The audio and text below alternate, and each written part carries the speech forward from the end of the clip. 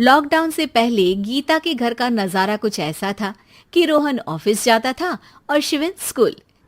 जिनके घर से जाने के बाद गीता काम खत्म करके बाकी समय आराम करती थी।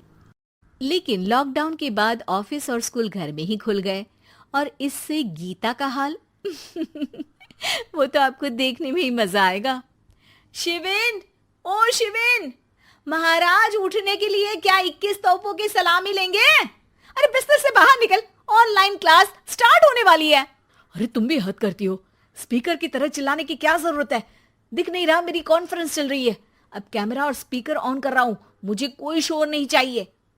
इस पर जैसे ही रोहन लैपटॉप का कैमरा और स्पीकर ऑन करता है तभी कुकर की सीटी बजती है। करा लो अब इसे चुप। लॉकडाउन नहीं हुआ, मेरी मौत का फरमान जारी हो गया। दोनों बाप बेटे ने नाक में दम किया हुआ है। ऐसा बोलकर गीता वहां से शिविन के कमरे में पहुंच जाती है, जहां शिविन अभी भी सो रहा होता है। ओ आलसी, अब अगर 5 मिनट में नहीं उठाना तो आज तेरा गेम और यूट्यूब कैंसिल। माँ की बात सुनकर शिविन बिना 1 मिनट गंवाए उठ खड़ा होता है। उठ गया, अभी नहाकर भी आता हूँ। ये नाटक कहीं और, मुंह पर गीला कपड़ा मार और पढ़ने बैठ। शिविन की ऑनलाइन क्लास स्टार्ट हो जाती है, जिस पर गीता उसे वहां बिठाकर रसोई में चली जाती है।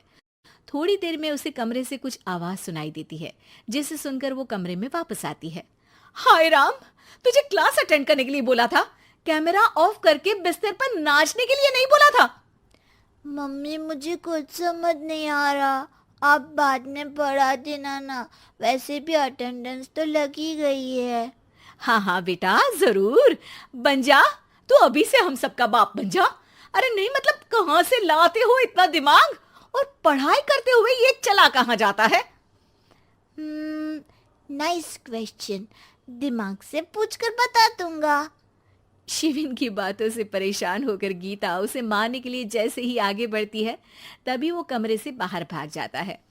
अब शिविन आगे आगे और गीता हाथ में चप्पल पकड़े उसके पीछे पीछे पूरे घर में दोनों घूम रहे होते हैं। इसी बीच वो रोहन के पास पहुंच जाता है और शिविन को मारने वाली चप्पल रोहन के लैपटॉप पर जाकर गिरती है। ओए माँ!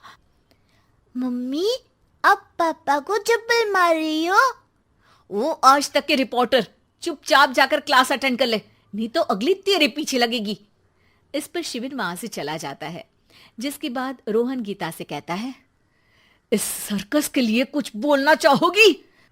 अरे क्या करूं, जब से तुम दोनों घर में रहने लगे हो, घर अपने आप ही सर्कस बन गया है और मैं तुम्हारी नौकर।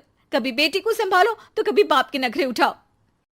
इन्हीं सब उथल पुथल में दिन बीतते रहते हैं, जिसमें हर रोज घर के अंदर कुछ नया सियप्पा खड़ा मिलता है, जो ज्यादातर शिविन और रोहन के ऑनलाइन स्कूल और ऑफिस से रिलेटेड ही होता है।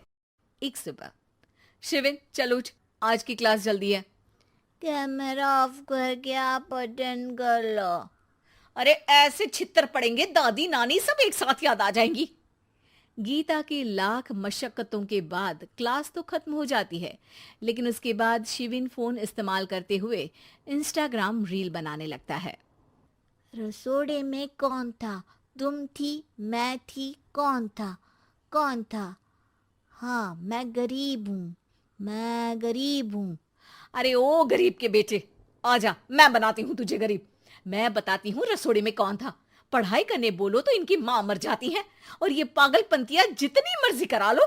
गीता शिविन को डांट रही होती है, तभी रोहन बीच में बोल पड़ता है।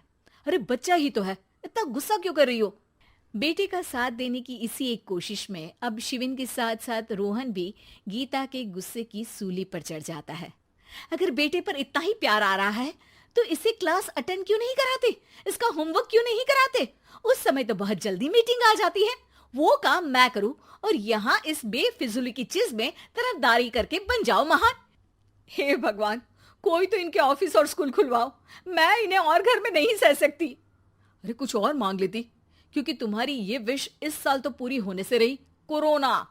हाय नास बेटे ने जिंदगी ही बर्बाद कर दी। खाए कोई पचाए कोई, कल मुझे चुन चुन कर सबको मेरी बद्दुआ लगेगी।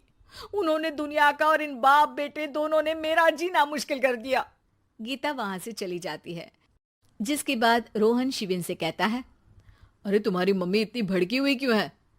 आपकी वजह से पूरा समय घर में रहते हो और उस पर कोई काम कराने की जगह बस ऑर्डर देते रहते हो। अच्छा बेटे, सारा इल्जाम मुझ पर? पूरा दिन तो वो तुम पर ही चिल्लाती है। हाँ, मतलब दोनों का 50-50 है, कुछ करना पड़ेगा। वो कहते ना, make the best out of worst. I have an idea. वैसे तुम्हारी माँ सही कहती है, बहुत जुबान चलाने लगे हो, कम बोला करो। अगली सुबह रोहन और शिविन अपनी गलती को सुधारने के लिए गीता के उठने से पहले घर का आधा काम खत्म कर देते हैं, जिसे देखकर गीता खुश हो जाती है और फिर बाकी बचा काम वो तीनों मिलकर पूरा कर लेते हैं। जिसके बाद अब वो सब मिल बांट कर हर काम में एक दूसरे की मदद करते हुए लॉकडाउन का मजा लेने लगते हैं।